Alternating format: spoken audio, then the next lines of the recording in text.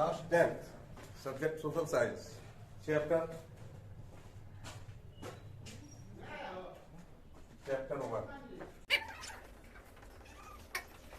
Europe में राष्ट्रवाद। राष्ट्रवाद का मतलब होता है, यह एक तरह का सोच होता है। राष्ट्रवाद मन में एक उत्साह होता है कि राष्ट्रवाद की राष्ट्र के प्रति हम अपना कुछ करें, राष्ट्र को कुछ दें, तभी हम अपना राष्ट्र को एक सभ्य राष्ट्र बना सकते हैं। तो कहने का मतलब होता है, राष्ट्रवाद में सबसे पहला पॉइंट आता है पुनर्जागरण। पुनर्जागरण जो होता है, पुनर्जागरण का शाब्दिक अर्थ होता है फिर से जागना। इसका मतलब यह नहीं कि लोग सोए हुए हैं और उसको हम जगा रहे हैं। जगाने का मतलब होता है उसकी अंतर आत्माओं को जगाओ, उसकी राष्ट्रीयताओं को जगाओ, उसकी स्नेह को जगाओ, उसकी प्रेम को जगाओ, ताकि वो अपनी राष्ट्र को कुछ देने के लिए कुछ न कुछ करे, ताकि वो अपने राष्ट्र को एक मतलब समृद्धशाली राष्ट्र का मतलब एक नाम बना सकता है। जैसे कहा जाता है पुनर्जागरण। पुनर्जागरण का ही दूसरा पहलू होता है नवजागरण। नवजागरण का अर्थ होता है नए युवाओं को जगाना।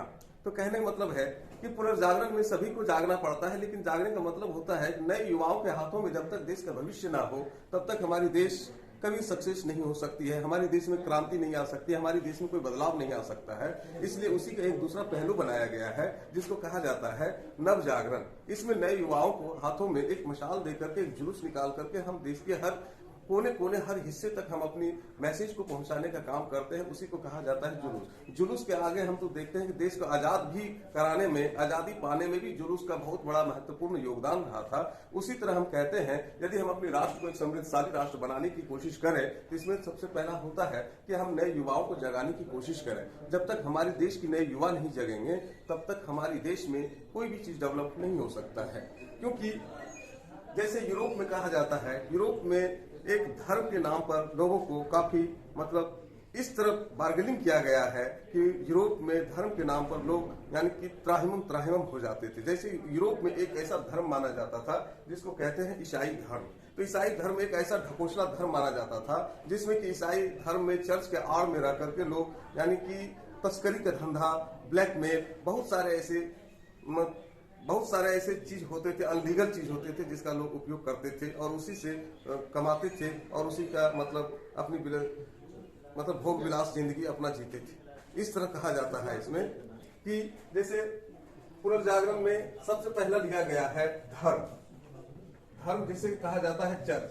चर्च एक होता है ईसाई धर्म का। ईसाई धर्म इसमें होता था कि सबसे बड़े होते थे जिसको कहते थे पॉप, उसके बाद होते थे पादरी।